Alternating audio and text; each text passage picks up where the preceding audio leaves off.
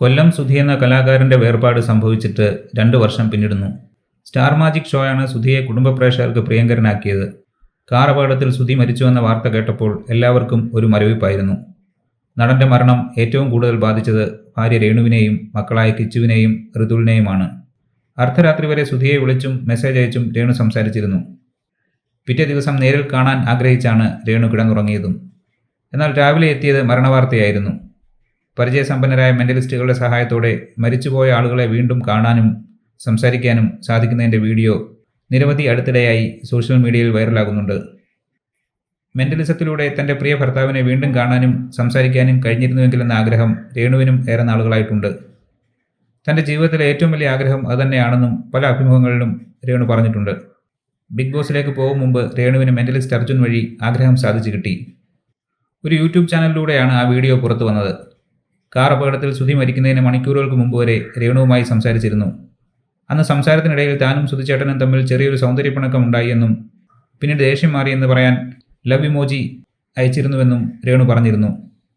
പക്ഷേ ആ love emoji സുധിച്ചേട്ടൻ കണ്ടില്ലെന്നും ശേഷം മരണം സംഭവിച്ചുവെന്നും രേണു പറഞ്ഞിരുന്നു.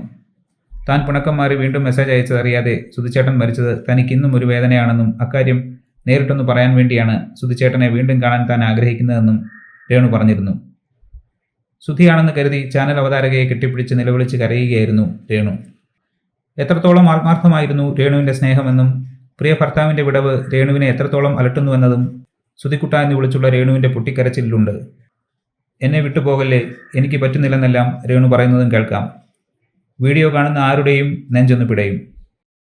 ബോൾഡാണെന്ന മുഖം മൂടി തന്നെ ആക്രമിക്കുന്നവരിൽ നിന്നും രക്ഷ നേടാൻ രേണു അണിഞ്ഞിരിക്കുന്നതാണെന്നും ഭർത്താവിൻ്റെ വിടവ് രേണുവിൻ്റെ മനസ്സിൽ എത്ര ആഴത്തുള്ള മുറിവാണ് സൃഷ്ടിച്ചിരിക്കുന്നതെന്നും നിലവിളിച്ചുള്ള കരച്ചിലിൽ വ്യക്തമാണ്.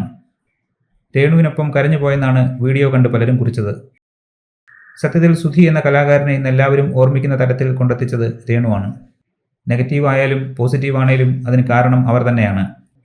ഇന്ന് ബിഗ് ബോസ് എന്ന വലിയ റിയാലിറ്റി ഷോയുടെ ഭാഗം കൂടിയായതിലും അവരുടെ പരിശ്രമം എവിടെയൊക്കെയോ ഉണ്ട്.